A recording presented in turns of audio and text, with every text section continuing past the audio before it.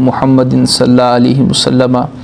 نحنو عباد محمد صلی اللہ علیہ وسلم صلاۃ و سلام علیک یا سیدی یا رسول اللہ۔ قال اللہ تبارک و تعالی فی الکلام المجید انک علی خلق عظیم۔ صدق اللہ العظیم و صدق رسولہ النبی الکریم الامین۔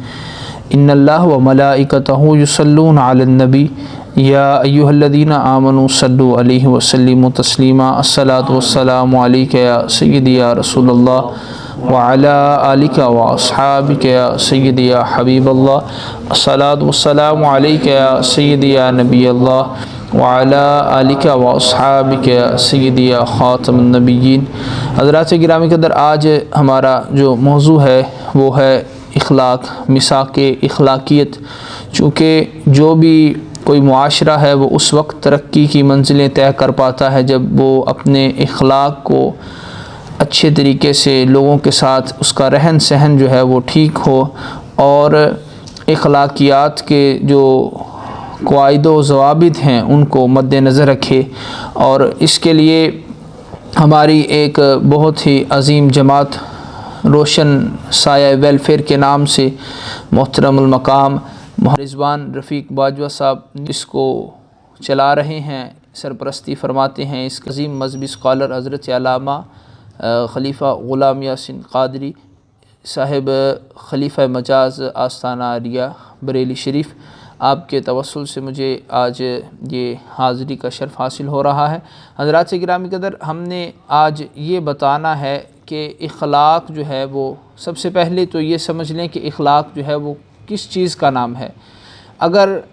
اخلاقی قدریں کسی معاشرے کی بحال ہو جائیں تو وہ معاشرہ جو ہے وہ حسین ہو جاتا ہے اور وہ ترقی کی منزلات کو طے کرتا ہے۔ اور اگر کسی بھی معاشرے کی جو اخلاقی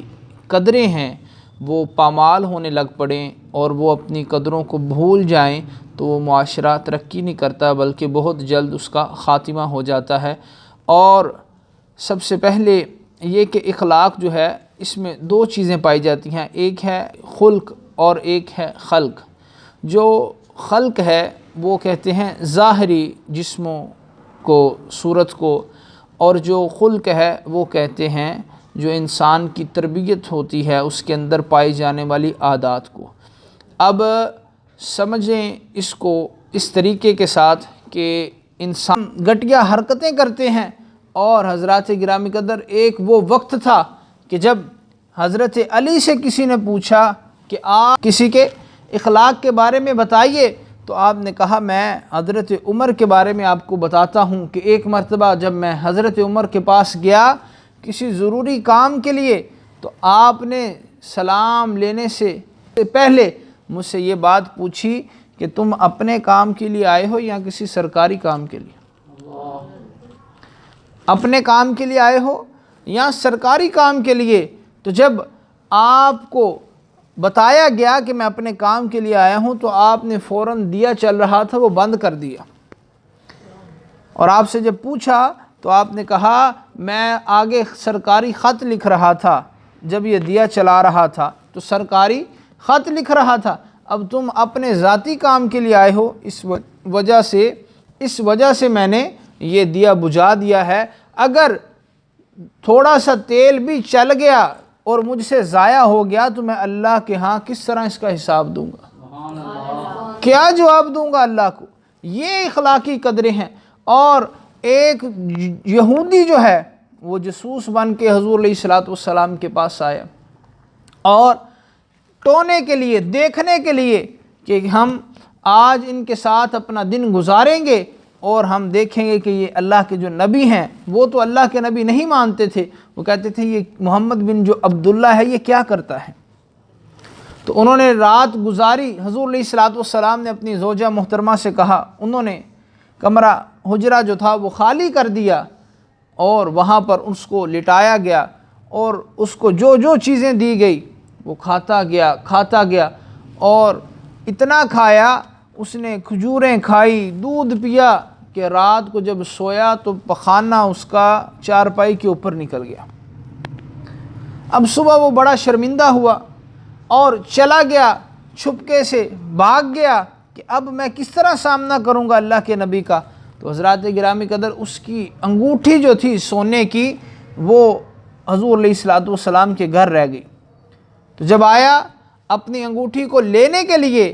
تو کیا اس کے ذہن میں یہ بات تھی کہ کیا ہوگا، حضور علیہ الصلوۃ والسلام مجھے کوئی تھوڑی باتیں کریں گے؟ تو جب آپ نے دیکھا تو حضور علیہ الصلوۃ والسلام اس نے دیکھا جب تو حضور علیہ الصلوۃ والسلام اس کا وہ جو پخانے والی چارپائی تھی اس کو خود دھو رہے تھے، اس چارپائی کو خود دھو رہے تھے۔ یہ اخلاقی قدریں ہیں اور یہ معیار ہے، اور اگر بڑا ہی خوبصورت ہے لیکن اس کے اندر اس کے بولنے کا جو انداز ہے ایک دوسرے مسلمان کے ساتھ وہ ٹھیک نہیں ہے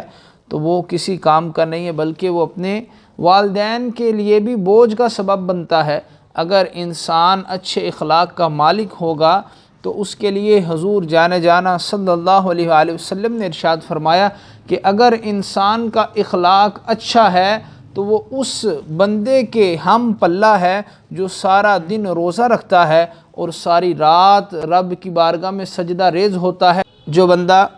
اچھے اخلاق کا مالک ہے وہ اس بندے کے ہم پلہ ہے جو بندہ سارا دن روزہ رکھتا ہے اور ساری رات قیام کرتا ہے۔ یہ حضور علیہ الصلوۃ والسلام نے اپنی زبان مبارکہ سے ارشاد فرمایا۔ اب دیکھیں اخلاق کا جو مطلب ہے وہ صرف میٹھی گفتگو کرنا نہیں ہے۔ اب میٹھی گفتگو تو وہ بندہ بھی کرتا ہے، جیسے آپ جاتے ہیں دکان میں، سیل مین جو ہے وہ بڑا اچھے طریقے کے ساتھ آپ کو ڈیل کرتا ہے، چاہے آپ اس کو جیسے مرضی اس کے ساتھ سخت لہجہ بھی اپنائیں تو پھر بھی اس کے باوجود وہ اچھے طریقے سے پیش آتا ہے۔ اب یہ کوئی اخلاق نہیں ہے، یہ کل اخلاق نہیں ہے، بلکہ اخلاق کا ایک ادنا سا جز ہے اچھا بولنا، لیکن اس کو کل اخلاق نہیں کہا گیا۔ حضرات گرامی قدر، یہ بعض ایسے دوست بھی آپ کو دیکھنے کو مل جائیں گے، ایسے لوگ جو ہیں جب ان کے پاس بیٹھیں تو وہ بڑے اچھے طریقے سے ملتے ہیں، گفتگو کرتے ہیں، لیکن جب وہ بندہ تھوڑی دیر بعد اٹھ کر چلا جاتا ہے تو پھر اس کے بارے میں وہ غلط الفاظات بولتے ہیں، گفتگو کرتے ہیں، تو ایسے بندے تو ہیں وہ اخلاق والے تو نہ ہوئے، یہ تو وہ بندے ہوئے جو دو منہ والے ہیں۔ ان کے بارے میں حضور علیہ الصلوۃ والسلام نے بڑی وعید سنائی ہے، اور ایسے لوگوں پر اللہ کی لعنت ہے جو دو منہ والے ہیں، دو چہروں والے ہیں، کہ جو ایک جن کا چہرہ نہیں ہے۔ اور آج کا جو دور ہے تو آج تو ہر طرف اخلاقی قدریں ہم دیکھتے ہیں وہ پامال ہیں، کوئی کسی جگہ پر بھی ان کو مد نظر نہیں رکھا جاتا۔ حضرات گرامی قدر، یہ بہت ہی اچھا ایک انہوں نے سٹیپ اٹھایا ہے روشن سایہ ویلفیئر والوں نے، رضوان رفیق باجوہ صاحب نے، کہ انہوں نے تمام جتنے بھی لوگ ہیں، خطباء ہیں، ان سے یہ ریکویسٹ کی ہے کہ یہ جو سال نو کا نیا پہلا جو جمعۃ المبارک کا آغاز ہے وہ ہمیں